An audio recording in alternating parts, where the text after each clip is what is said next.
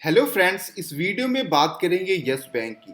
किस तरीके से यस बैंक, जो कि सबसे तेजी से ग्रो करने वाला बैंक था, वो सबसे ज़्यादा इन्वेस्टरों के लिए कभी जो पैसे बनाया करता था, वो कैसे सबसे बड़ा वेल्थ डिस्ट्रॉयर हो गया।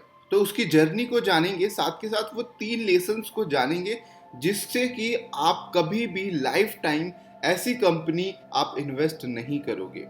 वो 3 रीजंस जो वॉरेन बफेट ने बताए हैं, जिसको कि आइडेंटिफाई करना बहुत जरूरी है अगर हमें स्टॉक मार्केट में लंबे समय तक एक प्रॉफिटेबल रहना है। तो चलिए सबसे पहले यस बैंक के राइज एंड फॉल की कहानी को देखते हैं, फिर हम 3 लेसन्स को जानेंगे। यस बैंक की शुरुआत हुई 1999 में, जब राणा कपूर, अशोक कपूर, हरकिरत सिंह ने मिलकर डच रैबो बैंक के साथ रैबो इंडिया फाइनेंस की स्थापना की। इस ज्वाइंट पार्टनरशिप में तीनों पार्टनर राणा कपूर, अशोक कपूर और हरकिरत सिंह की जो पार्टनरशिप थी वो 25% था और डच बैंक का 75% स्टेक था। अब इन सबके सपोर्ट से यस बैंक की स्थापना हुई और जिसमें कि अशोक कपूर चेयरमैन बने और राणा कपूर सीईओ और मैनेजिंग डायरेक्टर। राणा कपूर के पास 26% स्टेक था और अशोक कपूर के पास 11% का स्टेक था। कंपनी 2005 में स्टॉक मार्केट में लिस्टेड हुई। 2003 में इसको यस बैंक का लाइसेंस मिला,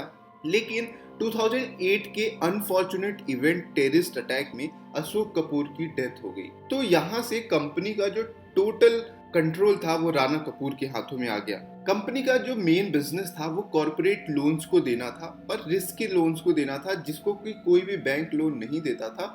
वहां पे यस बैंक उनको लोन हायर इंटरेस्ट पे देता था। ये कंपनी की सबसे बड़ी स्ट्रेंथ थी, जो आगे चल के वीकनेस में भी कन्वर्ट हो गई। कंपनी बहुत तेजी से अपने आप को ग्रो करी लोन बांट के, साथ के साथ इसने अपने आप को बहुत तेजी से टेक्नोलॉजी के एडवांसमेंट के साथ, डिजिटल इंफ्रास्ट्रक्चर के साथ अपने आप को सबसे आगे खड़ा किया। कंपनी ने सबसे पहले यूपीआई और एनपीसीआई जो नेशनल पेमेंट सिस्टम होता है, उन सबको सबसे पहले अडॉप्ट किया। साथ के साथ कंपनी जहां पे देखिए पूरे इंडिया का जो एनपीए था वो 9% पे था एवरेजन, वहीं यस बैंक का एनपीए 0.5% पे था 2015 में। लेकिन इसके पीछे भी एक फ्रॉड है, उसको भी हम आगे देखेंगे, पता चलेगा 2017 के आते आते, जहां से कंपनी के फॉल की शुरुआत हो। 2017 में बैंक के ग्रॉस जो बैड लोन्स थे उसमें डाइवर्जेंस आया 6,355 करोड़ का। आरबीआई के एस्टिमेट के अकॉर्डिंग जो एनबीए था और जो कंपनी रिपोर्ट पब्लिश कर रही थी, उसके बैलेंस शीट में हेरा फेरी थी। यहीं से कंपनी के बुरे दिनों की शुरुआत हो जाती। 2018 में आरबीआई राणा कपूर को उनके चेयरमैन पद से हटा देते हैं और नए अपॉइंटमेंट नियुक्त करते हैं। साथ के साथ जैसे ही आरबीआई यह फैसला उठाता है, इसका स्टॉक प्राइस 30% एक ही दिन में गिर जाता है। कंपनी के लोन बुक की बात करें तो कंपनी ने वहां लोन दिया था जो बिजनेसेस काफी बुरे थे, जिनमें कि अनिल धीरूभाई अंबानी ग्रुप की कंपनीज पे 12,800 करोड़ का लोन, इसेल ग्रुप पे 8,400 करोड़ का लोन, डीएचएफएल पे 4,000 करोड़ का, वोडाफोन आइडिया पे भी 4,000 करोड़ का, आईएलएफएस पे भी 2,500 करोड़ का लोन था। ये सारी कंपनियों पे जो लोन दिया गया है वो ऐसी कंपनियां जो बहुत ही बुरे दौर से अपने गुजर। इन कंपनियों को लोन देने का ये नुकसान हुआ कि ये कंपनियां वापस अपने लोन को चुका ही नहीं पा रही, जिससे ये कंपनी बहुत ही ज्यादा ट्रबल में आ गई। सबसे बड़ी गलती हुई कि कंपनी अपने एनपीए को छुपाने लगी और ये दिखाता है कि कंपनी का जो मैनेजमेंट है वो अब धोखेबाजी कर रहा है इन्वेस्टर्स के साथ। तो इससे हमें क्या 3 लेसन्स मिलते हैं जिसको कि हम देख के कभी भी ऐसे स्टॉक में इन्वेस्ट नहीं करेंगे। चलिए उसको समझते हैं। सबसे पहली बात, उस कंपनी पे हमें ट्रस्ट नहीं करना है जो कंपनी अपने डेटा को हाइड करती हो और या मैनिपुलेट करती हो। जब 2017 में यह बात पता चल गया कि ये कंपनी अपने डेटा को छुपा रही है, अपने बैड लोन्स को छुपा रही है, तो एज ए इन्वेस्टर हमें इस स्टॉक में नहीं इन्वेस्ट करना चाहिए, क्योंकि इस स्टॉक को छोड़ के बाकी बहुत सारे स्टॉक हैं जो हमें मैनेजमेंट पे भरोसा होना चाहिए, क्योंकि ऐसी कंपनियां आज नहीं कल बस्ट होनी ही होती हैं अगर मैनेजमेंट धोखाधड़ी कर रहा। तो 2017 में ही इस स्टॉक से निकलने का पहला सिग्नल मिल चुका था। अगला अगर हम देखें, पहली बात, एक रिटेल इन्वेस्टर को इसमें सबसे ज्यादा नुकसान हुआ। तो कभी भी हम अपने इमोशन के आधार पे इन्वेस्ट ना करें, होपफुल ना रहे। अगर हम देखें डेटा को देखें, 2017 के बाद से एफआईआईज हो या डीआईआईज हो, अपने स्टेक को हमेशा रिड्यूस ही करते आ रहे हैं, मतलब एग्जिट ही करते जा रहे हैं। इससे जब भी मौका मिल रहा है वो बेचते हुए आ रहे हैं। लेकिन अब पब्लिक इन्वेस्टर्स को देखिए, वो क्या कर रहे हैं, उनका स्टेक बढ़ता जा रहा है, 12%, 17%, 22%, 18, 29, 40, 62। जब एकदम लोवेस्ट पॉइंट पे था, सबसे ज्यादा पब्लिक ने इन्वेस्ट किया था। कंपनी के प्रमोटर्स भी बेचे जा रहे हैं, लेकिन हम एक ऐसे रिटेल इन्वेस्टर, हम उम्मीद कर रहे हैं कि ये एक मल्टी बैगर होगा।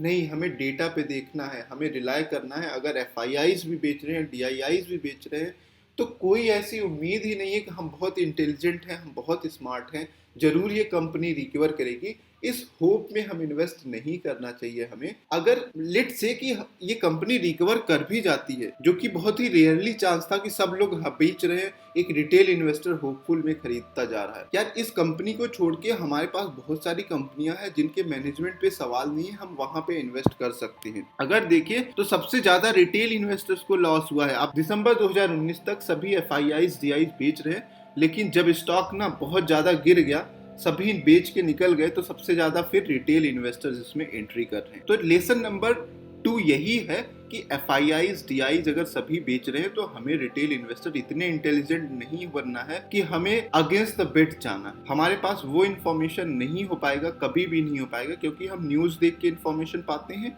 या जो ब्रोकरेज रिपोर्ट आती है। लेकिन ये जो एफआईआईज डीआईज हैं, ये कंपनी की एक्चुअल हालात को बहुत ही अंदर तक समझते हैं, तभी वो उस स्टॉक से एग्जिट करते हैं। अगर वो एग्जिट कर रहे हैं तो रिटेल इन्वेस्टर को कभी भी एंट्री नहीं करना है। तीसरा सबसे जो बड़ा लेसन है मैनेजमेंट की ऑनेस्टी और इंटीग्रिटी।